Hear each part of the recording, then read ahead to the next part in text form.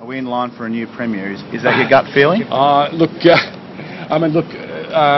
For a start, if you want to know about Labor Party internal machinations, I'm really the last person you should ask. You're in the Cabinet though. Yes, but this is the Premier, as you know, AJ, is not decided by the Cabinet. The Premier is decided by the Labor caucus. But what I will say is this, look, personally, I'd prefer Tasmania have a Green Premier. But for a Labor Premier, Lara's doing a pretty good job in tough times. Would you support David O'Byrne? Look, it's not a question for me. It's simply not an issue for me because I'm not a member of the Labor Party. Does it change the Green relationship with Labor though? Does what? Would you have to renegotiate it? I'm not going to enter into hypothetical discussions today about what may or may not happen. Internal Labor Party matters are a matter for the Labor Party, and that's where your questions should be directed. But as I said, I'd way prefer Tasmania have a Green Premier, and that day will come.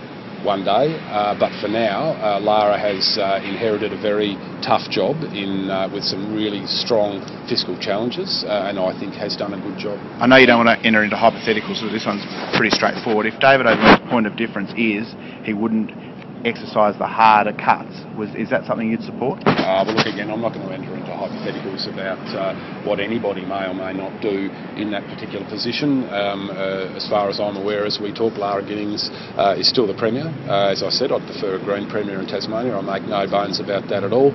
But Lara certainly, as I said, has inherited a very difficult financial challenge with significant falls in revenue, and that being said, I think that she's done a good job. If the Labor caucus elects a new leader, will the Greens still support Labor in government? Well, again, I'm not going to hypothesise in response to that kind of question today. When Lara took over, did it change?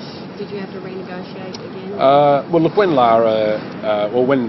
David Bartlett resigned, what I did was go through our Greens process, which is go back to my party room colleagues, and we had a long debate about what we should do and finally resolved that we should stay with cabinet positions in what was then a new Giddings government. If there is any change in the Labor leadership, the first thing I'll be doing is going back to my colleagues and having a discussion with them about how we should go forward, and that's part of the reason that I'm not prepared to enter into hypothetical discussions today, because I simply have not consulted my colleagues on this. So you have no obligations? I beg your pardon? You have no obligations? To Labor? at the moment we've made a commitment to accept cabinet positions, and that is certainly our current position, and that's where it remains. Felicity. It's been suggested to the ABC, Mr McKim, that the Greens would support David O'Byrne because he is likely to reverse the severe budget cuts by taking the state into debt. Is that something that the Greens would support? Well, again, I haven't had a chance to consult with my